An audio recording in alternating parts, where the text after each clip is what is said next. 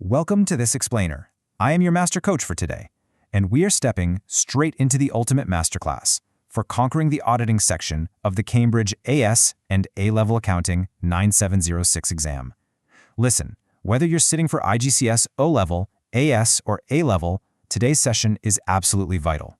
We are tackling a massive roadblock for so many candidates: decoding qualified versus unqualified audit reports. But we aren't just reading textbook definitions today. No way. We are stepping into the examiner's shoes. We're going to deconstruct the complex assessment objectives, map out clear structural frameworks, and learn how to manage your time metrics under extreme pressure. We're talking about specific, actionable Cambridge answering strategies that are explicitly designed to secure those top-tier A and A-star mark bands.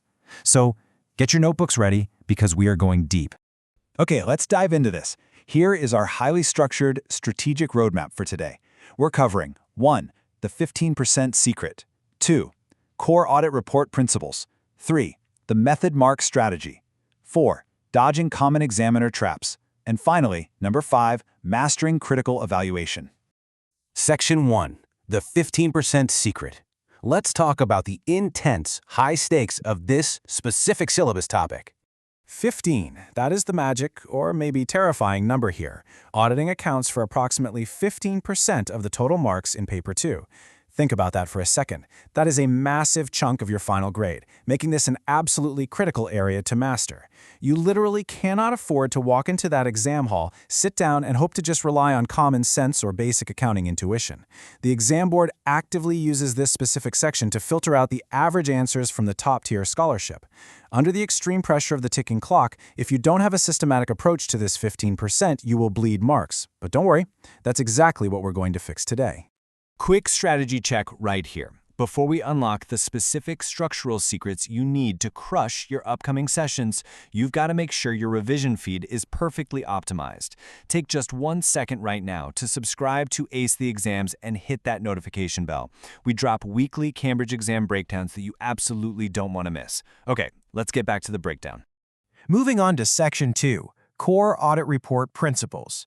Let's look at the foundational rules examiners are actively hunting for. Now, to really understand this, I want you to imagine 2 classic types of students in my classes. Let's call them Alex and Sam. Alex is our Scholar 1. Alex works incredibly hard, reads the textbook cover to cover, and overloads paragraphs with raw, factual definitions. If a question asks about audit reports, Alex will give you superficial breadth, basically just listing everything they memorized about what an audit is. The examiner sees this as AO1, Assessment Objective 1, just basic knowledge, and it yields incredibly low marks. Then we have Scholar 2, Sam. Sam is a super fast writer who constructs highly persuasive, passionate arguments, but constantly misses the explicit restrictions set by the command words. Sam might argue why an audit is great, completely ignoring that the question said, evaluate the impact of a qualified report. What the Cambridge Assessment Framework aggressively prioritizes is on the right side here: analytical depth. They want connected, conceptual understanding that you can transfer to entirely unfamiliar business contexts. If the command word says analyze, and you just state facts like Alex, or ignore the context like Sam, you trigger an immediate marking penalty. You have to build flexible analytical links. Which brings us perfectly to Section 3, the method mark strategy. This is all about the mechanics of the marking grid. So here's a question I get all the time. Why do students find multi-stage analysis and method marks so remarkably hard? Well, imagine you're sitting in the exam hall. You turn the page, and boom, you are hit with a massive wall of text, highly complex stimulus materials, and dense, multi-layered financial tables. Cognitive overload instantly kicks in. In that 60-second window of pure panic, it is incredibly common to want to just jump straight to the final answer. You want to just write, "The report is qualified," and move on. But doing that completely bypasses the systematic interpretation of data that the exam board explicitly rewards. So the crucial point is this: examiners award marks for the process. I cannot emphasize this enough. This is an ultimate examiner alert. Method marks can literally save your grade even if your final answer is dead wrong. Let's say you miscalculate a figure and incorrectly conclude that an audit report should be unqualified. If you just wrote that final sentence, you get 0. But if you laid out your entire logical argument, showed how you extracted the data, and applied the accounting principles step by step, you could pick up 80% of the marks for that question just through method marks. Every single time you skip writing out your logical steps, you are leaving free marks sitting on the table. Always, always show you're working. To guarantee those method marks, you need a procedural sequence. Let's break down this 5-step universal framework. Step 1. Identify key elements. This means aggressively deconstructing the case study.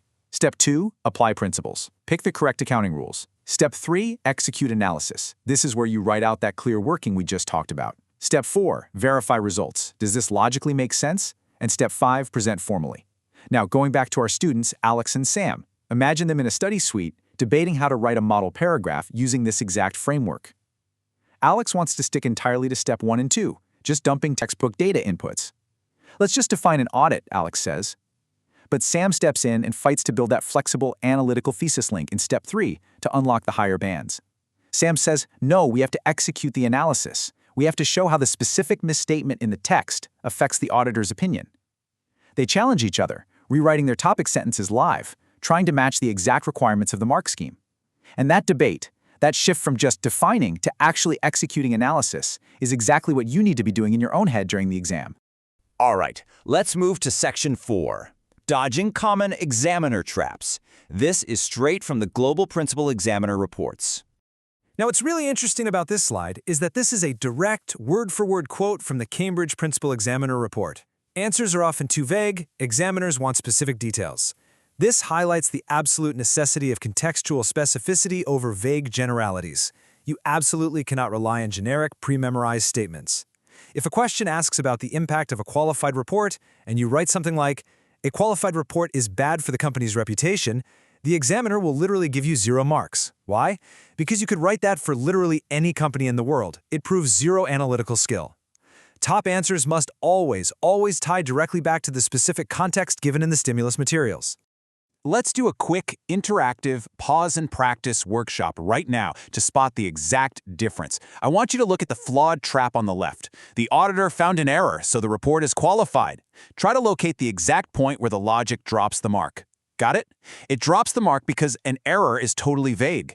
Now look at the top band compliance on the right. Because the inventory overvaluation of $50,000 represents a material but not pervasive misstatement, a qualified except for audit opinion is required. Boom! Look at that precision. The student extracted the exact numerical data, $50,000. They didn't just say error, they used precise auditing terminology, material but not pervasive, and then they explicitly linked that evidence to the final thesis, an except for opinion.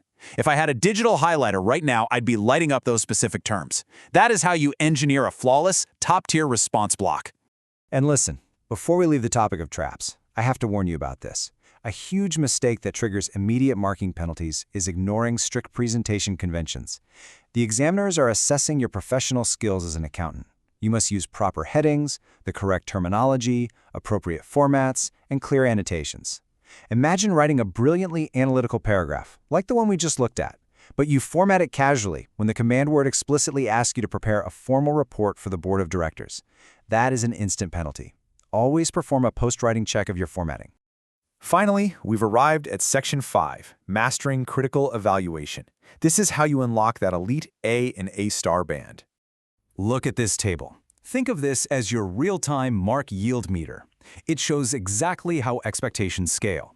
Down at row 1, the descriptive level, or AO1, you are just identifying data and stating basics. This is our student Alex, remember?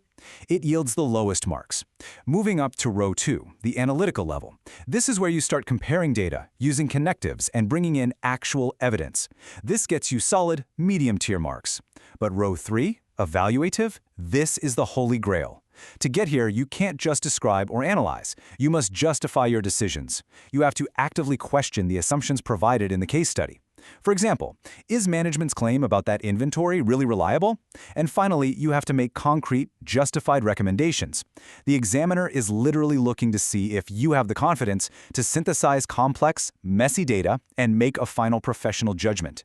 So, how do you actually do that in the heat of the exam? You use this ultimate problem-solving framework. Deconstruct, extract, solve, check reasonableness, and recommend. Let's go back to our students Alex and Sam. Let's say they hit an unexpected structural roadblock mid-paragraph. They've stated the facts, but their evidence totally fails to link back to their main thesis about whether the report should be qualified. Here is where you step in with a universal structural matrix, like the PEL framework. You make your point, you provide evidence from the text, you explain the accounting principles at play, and crucially, you link it back to the overarching question. By rewriting their text out loud line by line using Peel, Alex and Sam transform a scattered thought into a rock-solid A-star evaluative recommendation. That link stage is what forces you to check for reasonableness and actually answer the question. And this brilliantly illustrates what true evaluative analysis looks like in practice. When you are drawing conclusions on the relative importance of an audit finding, say deciding if it's just material or fully pervasive, you must identify both similarities and differences to other data points. You can't just argue one side of the coin. You have to use comparative connectives, words like however, conversely, on the other hand, and you must support every single comparison with concrete evidence. Only when you weigh both sides can you draw a valid, high-level conclusion that the examiner will actually reward. Before we wrap up, I want to leave you with this provocative final check. Ask yourself this: are your recommendations fully justified by evidence, or are you just guessing based on assumptions? When you finish a practice paper, you need to do a post-writing compliance audit. Look at your final sentence. Can you trace the logic of that sentence back to a specific number or fact in the prompt? If you can't, you're guessing. Top-tier candidates are essentially self-auditing their own answers to ensure absolute structural precision. All right, let's distill this entire masterclass down into 3 universal operational rules. Number 1, the 3-step question scan. Always decode those command words first. Number 2, the marks per minute formula. Never spend 10 minutes on a 3-mark descriptive question. And number 3, the post-writing compliance audit. Check your formatting and evidence. If you apply these frameworks, you are going to see a massive shift in your mark yield. Now it's time for action. Subscribe to Ace the Exams right now, click that notification bell so you don't miss next week's grade masterclass, and jump into the comments. Drop a comment below sharing exactly which Cambridge subject and level, IGCS, O-Level, AS, or A-Level you are preparing to conquer next. Let's get to work.